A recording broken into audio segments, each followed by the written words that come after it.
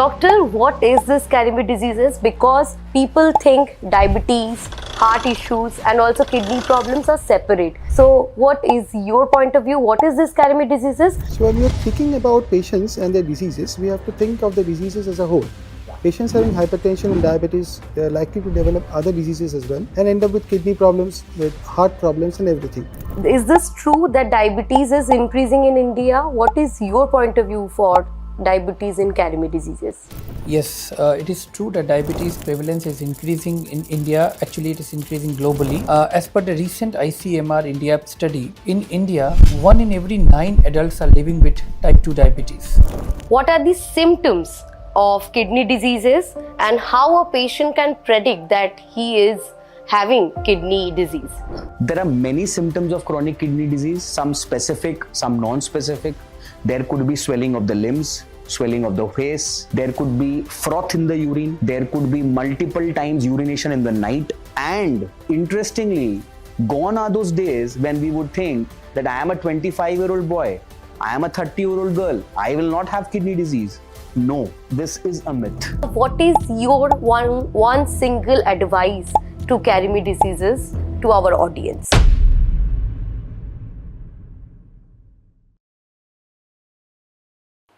So hello and welcome to this special podcast of cardiovascular renal metabolic disease, in short CaReMe disease. If you or your loved one has any of this problem like high blood pressure, diabetes, heart problem or kidney problem, this episode is for you because we have the specialist of this CaReMe diseases. We will be discussing about this CaReMe diseases and I hope after this whole session we all will be extremely informed about these diseases. So hello and welcome doctors. Today we are discussing about a very important topic on CaReMe diseases. Hello everyone, I am Dr. Arindam Basu. I am practicing as a consultant interventional cardiologist in Nightingale Hospital, in BM Birla Hospital and in Amri Dhakuria Hospital, Kolkata. Hello everyone, I am Dr. Amitabh Sur. I work as a consultant endocrinologist and diabetologist at PLS Hospital, Kolkata and SSRM Diagnostics, Bangalore Avenue. Hi everyone, this is Dr. Vivek Goyal. I am a consultant nephrologist and kidney transplant physician. I work with Apollo Multi-Speciality Hospital, Kolkata. I am also a national faculty for NEET Super Speciality Entrance Exam, through which candidates enter into the DM-DRNB nephrology program. Today we've gathered here to discuss about the cardiorenal metabolic disease, popularly now known as a CaReMe disease, and I hope that we both learn mutually and propagate a healthy lifestyle. Thank you. So my first question to Dr. Arindam.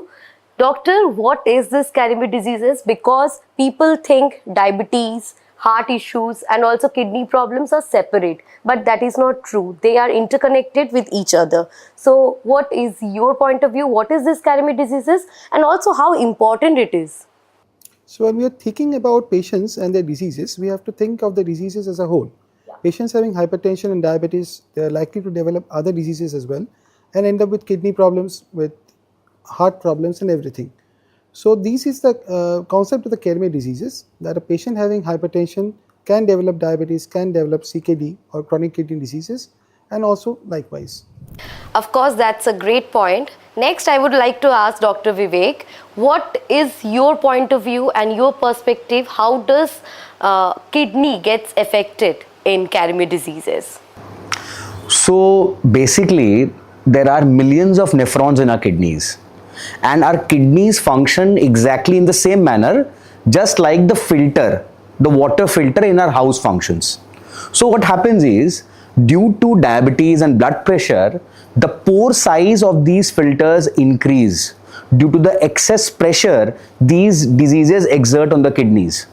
Due to the increased pore size, what happens is, there starts to be leakage of protein through the kidney. Gradually, this protein eats up the kidney because it creates an inflammatory milieu and it causes progressive damage of the kidney. We all know that chronic kidney disease is an irreversible progressive disease. So once it starts, we cannot do anything but wait for the kidney to progress and ultimately culminate into end-stage kidney disease. Next, I would request Dr. Amitabh to share your viewpoint, because metabolic issues are at the center of CaReMe diseases, right? So, how would you like to explain to our audience? Yeah, diabetes, heart diseases, and kidney diseases are interrelated to each other. In fact, diabetes is the most common cause of coronary artery disease, heart failure, as well as chronic kidney disease, and the most common cause of death, if you say, in patients who are living with diabetes is actually coronary artery disease. So all these complications are interrelated to each other, although there are so many things to say, but insulin resistance is a common soil which actually is responsible for all of these problems. Now, the good news is, if we can maintain good glycemic control right from the beginning of diabetes, and along with that, not just glucose control, if we take care of these metabolic complications right from the beginning, then the chances of patient getting or developing these complications come down a lot. So we can do a lot to slow down this process. Very true, very true. Thank you so much, doctors. Now it's time that we discuss about the burden of CaReMe diseases in India.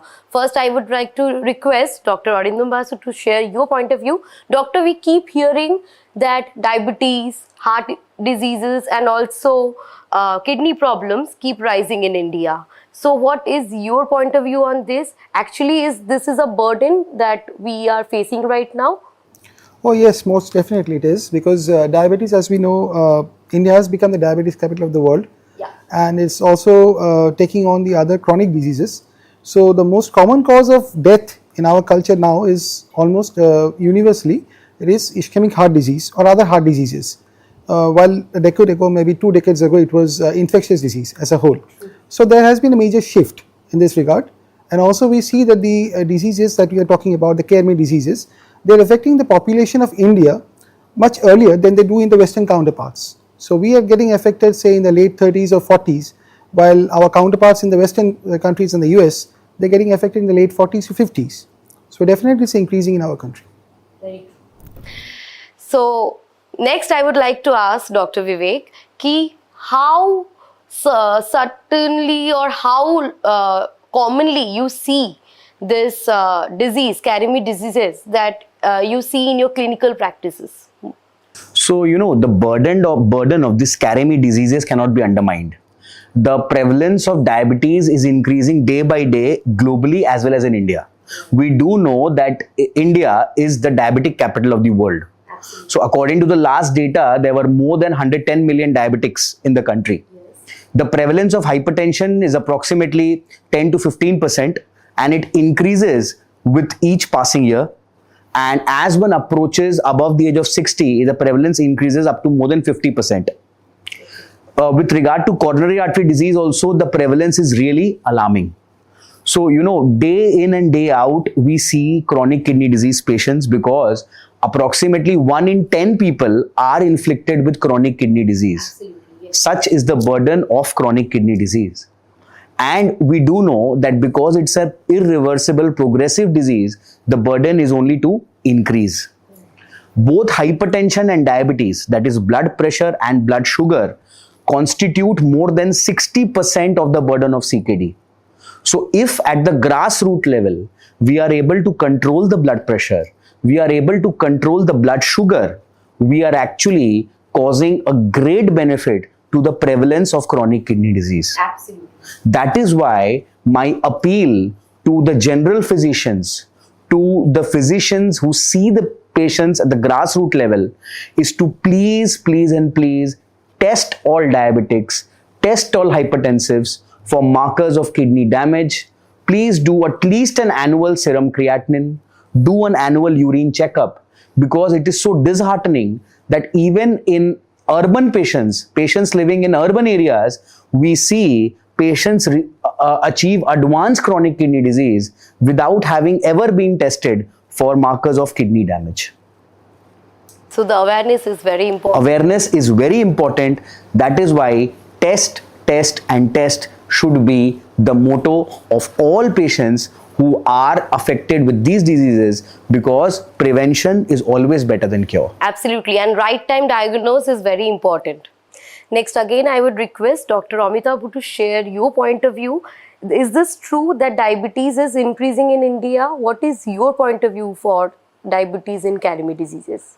Yes, it is true that diabetes prevalence is increasing in India. Actually, it is increasing globally. As per the recent ICMR India study, in India, 1 in every 9 adults are living with type 2 diabetes. And if you also include number of people living with pre-diabetes, then the number will be 1 in 7. So you can appreciate it's a very, very big problem.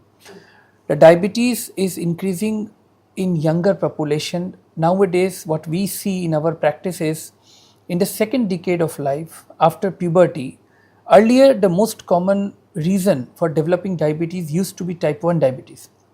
But now what we see is in second decade of life, in type 2 diabetes, which is a metabolic cause related diabetes, has become the most common cause of diabetes. The government of India also says that all adults who are living, all adults actually who are above 30 years of age should get screened for diabetes at least annually. But what we have seen in our practice, diabetes is becoming even so common in second and third decade that probably this screening should not just start at 30 years of age, but it should rather start little early, maybe at 18 years of age. Annual screening should be done to tackle with this problem. What we have seen is poor dietary habit, eating lot of simple carbohydrates, sugar sweetened beverages, trans fat containing food, not doing enough physical exercises, and taking lot of stress. These are most important reason for rise of this metabolic problem. So this should be sorted out with appropriate measures. Do you consider that lifestyle is one of the reason for this increase? Yeah, as I said, growing stress, increasing consumption of simple carbohydrate and particularly sugar sweetened beverages, and not doing adequate exercise, maybe because of academic schedules or whatever it is. That is something. These are something very important reasons of this rise in the prevalence of an incidence of diabetes, and not just diabetes, as you have already said. The other disease which is part of this CaReMe spectrum, the prevalence of hypertension, the prevalence of coronary artery disease, the prevalence of chronic kidney disease, all of them are increasing in our country and in our part of the world. So we should be becoming more conscious on it. Absolutely. Dr. Arindam, would you like to say anything about the lifestyle point of view? Like Dr. Shur said, that definitely lifestyle modification is something that we should be focusing on much more right now, because obesity is increasing. It's increasing like anything, and the main cause of obesity, apart from sedentary habit, would be diabetes, early onset diabetes in younger population, and also hypertension and other diseases. So these need to be screened at an early age so that we can get to the main bottom of the disease that we are talking about. Absolutely. And also routine checkup is very important. Whether you are getting the symptoms or not, still you will suggest that every individual should go through a routine checkup without considering that I am very young or my age is very less. Completely true, because all these diseases are actually asymptomatic. They do not cause symptoms usually. They can cause symptoms, but usually when the severity is high or there is end organ damage, only then symptoms appear. So otherwise symptoms may not appear. So coming back to this point, I would like to request both of you to share what are the symptoms specifically and respectively for heart and also for metabolic reasons. From the cardiac aspect, I would say that the main symptoms that we see are mainly chest pain, or which we call as angina, or there may be shortness of breath, which may be exertional with walking, with climbing of stairs or anything. Apart from that, there may be some pedal swelling, some swelling of the legs, palpitations, all these may be there. But many a times we do see patients who are completely asymptomatic, like you said, especially diabetic patients. They don't have exact symptoms, and many of them do end up with even myocardial infarctions without having any obvious symptoms. So symptom wise, I don't think we should stress so much on the symptoms. Rather, screening should be much more important in our society, because we have a large population to deal with, and proper movement of resources to tackle this problem is very essential to identify the group to which we are targeting these resources. True. Over to you, doctor. What are the symptoms that we normally notice in a diabetic? Yeah, that's a very common question from patients also, that how can we know that we are having diabetes. So actually, unfortunately, for majority of people who are having diabetes, who are currently not diagnosed, I'm talking about them, they may not have any symptom at all. There is no specific cutoff beyond which, if there is a glucose value is higher than that, then that will cause symptom. But it has been seen that higher the glucose values, more is the chances that a patient will get some symptoms. Okay. Now, usual symptoms which can come up when the patient's ambient glucose value is quite high can be polydipsia, that is, patient's thirst will increase. Okay. Polyphagia means patient will become more hungry, more often hungry, and weight loss. Okay. So patient will patient will lose weight. So these are called osmotic symptoms in our technical language. Apart from that, if there is some end organ involvement, like if heart is involved, as sir has already said, then patient can have chest pain on doing exertion. If eyes are involved, patient has developed retinopathy, or may not be retinopathy but lens is clogged with glucose, then the patient can develop visual blurring, or the patients can develop painful tingling, numbness in the limbs, upper limbs, in the hands, in the feet, burning sensation. That can be because of nerve involvement, which is again a kind of end organ involvement. Frothy urine can come because of, or urine output, urine volume can reduce. So all these are symptoms which are coming from the end organ. And as I said, the earlier part, osmotic symptoms, they are not coming from end organ damage, but they will come only when the glucose values are very high. So we have to keep these symptoms in mind, but symptoms and waiting for symptoms can be deceptive. Best strategy is to get yourself screened. I will say 18 years and onwards, annual checkup, but if not feasible, at least from 25 years, and as per the government of India, it should be 30 years. Okay. So, what are the main diagnosis process that we follow during this CaReMe diseases? So, if you talk about diabetes, diagnosis of diabetes is relatively easier compared to heart disease. Diabetes can be diagnosed very easily by doing a fasting plasma glucose test for someone who is not diabetic, or oral glucose tolerance test, where we ask patient after an overnight fasting to consume 75 gram of anhydrous glucose, or say 82 gram of normal glucose which is available, and to be dissolved in 200 ml of water. The patient has to take it in a time of 10 to 15 minutes, and from beginning of that 2 hours after taking the consuming that thing, we need to check the glucose, or average of 3-month glucose, which we call HbA1c. So any 3 can be used. Ideally all 3 should be used. Okay. If any one of the value is unequivocally above the cutoff, that is fasting we say 126 and above, OGTT, that is oral glucose tolerance test, we say 200 milligram per dl or above. For HbA1c we say 6.5% or above.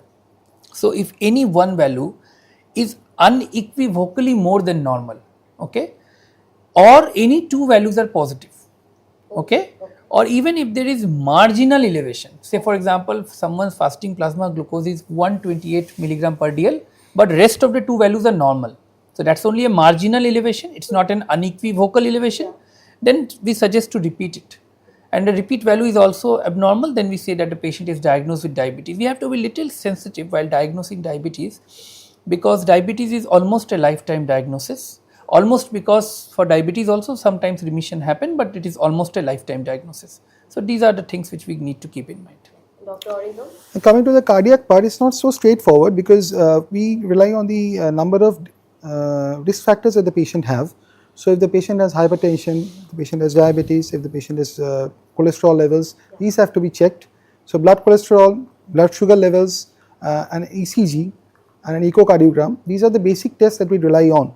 But like I said, that symptoms alone don't dictate what we should be doing. So many patients who have current smoking habits or have a strong family history also, we put them through the tests that are relevant, and we end up with the diagnosis whether he or she has any risk factors or has already developed some heart disease or not.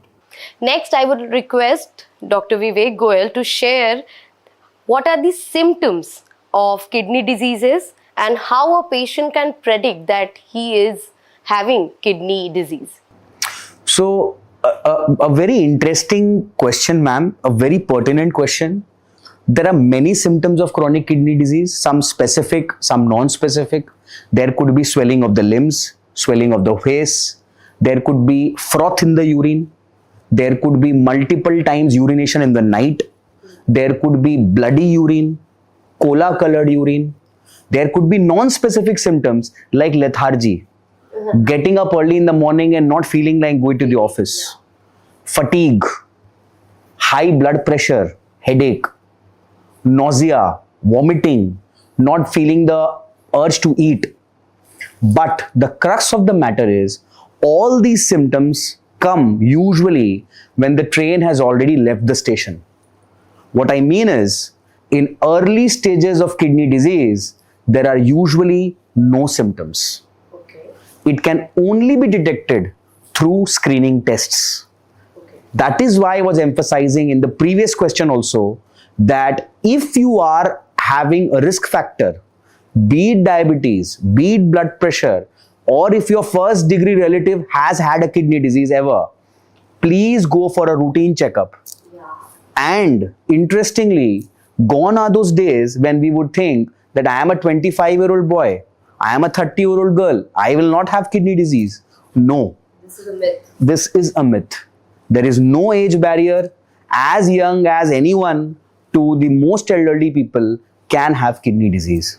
Absolutely. So please, awareness is the key and getting tested is very important.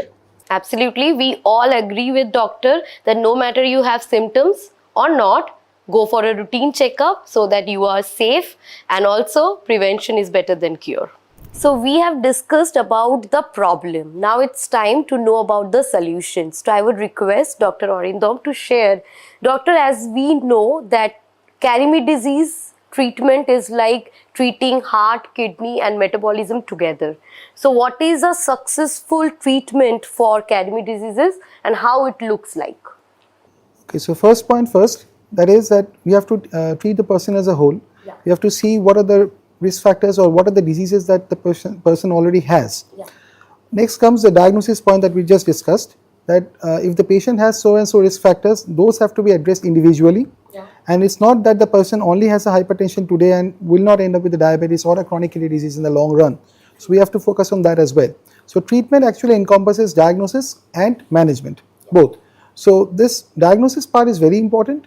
Once you have diagnosed the patient, then stringent goals have been set by various guidelines, Indian guidelines, Western guidelines, that have to be adhered to, and the patient have to be followed up at regular intervals. So hypertension, there are numerous agents that we have today, numerous newer agents which have effects beyond control of only hypertension. For diabetes, we have newer drugs like SGLT2 inhibitors, which have a very good effect on the heart as well as on the kidneys. And also for the other diseases like cholesterol metabolism, or for control of obesity, we have newer drugs coming up and also in the pipeline, and also some drugs which have multitude roles. They have roles in metabolism, they have roles in diabetes, they have roles in hypertension control. So these have to be calibrated and they have to be individualized for each patient. Finally, if the patient has ended up with some end organ damage, like some heart diseases, some ischemic heart disease, some heart failure, they might need some treatment beyond medicines, but that has to be, like I said, individualized. Okay, and Dr. Amitabh, what is your point of view? How we can just control this diabetes in CaReMe diseases, and overall, what is your point of view? How we can treat diabetes in CaReMe diseases? So keeping in mind the CaReMe approach, we need to take care of all the comorbidities which the patient is having or might be having in future, like coronary artery disease or CKD, right from the diagnosis of diabetes. Yeah. As Dr. Arindam already said, we need to keep in mind that the patient, even if today does not have coronary artery disease, can develop it in future. So right from the beginning, we have to keep the patient's glucose under proper control. Apart from that, blood pressure, lipids should be kept under proper control. Patient's body weight and BMI should be in the normal range. If not, then we need to or use methods to reduce it. And apart from that, we need to carefully select agents which, apart from having good effect on blood glucose control, also has effect on reducing the comorbidities, like for reducing the incidences of MI, or by reducing the incidences of heart failure hospitalization, or increasing or delaying the progress of chronic kidney disease, like agents of SGLT2 inhibitors, GLP-1 analogs are helpful in this regard. So we should be considered using these agents from the beginning. Next, again, I would request Dr. Vivek, what are the main methods and also how we can protect our kidney? So, protecting the kidney does not involve any rocket science. So it is again coming back to the basics. You've got to cater to the risk factors. If you have blood pressure, please control blood pressure. It is a very sorry state of affairs that only 20% of hypertensives have controlled blood pressure. So 4 out of 5 people who have high blood pressure do not have it under control. So do a regular monitoring of blood pressure. Take your medicines on time. Control your blood sugar. Visit your endocrinologist routinely. Take your medicines in time. Check yourselves regularly for kidney tests. And if there is any aberration, please visit a nephrologist. There are certain medications in the form of ACE inhibitor, ARB. There are SGLT2 inhibitors. Now we have finerenone, GLP-1 analogs. This may not be pertinent to the general population. These are the names of the drugs. But we have all the armamentarium to give it to you at the right stage to protect your kidneys. But what is sorry is most patients come late. And then we don't have much to do. If the patients come to us in time, there is a lot of things that we can offer the patient. Yes, and I would like to extend this question that does lifestyle routines and everything can affect this diseases? Absolutely. Actually, this is a lifestyle disease. What I always tell my patients and what I see, the lens that I see these diseases are, I always look it as a package. Don't consider blood pressure, sugar, kidney disease, lipid, cholesterol as separate diseases. It comes in a package. So, if you are inflicted with one, your chances of having another, they increase multiple times. So, going to the basics, aerobic exercise daily, 45 minutes a day, cessation of smoking, sedentary lifestyle. Our generation is the Instagram and the mobile generation. We spend more time on the screen rather than on the grounds.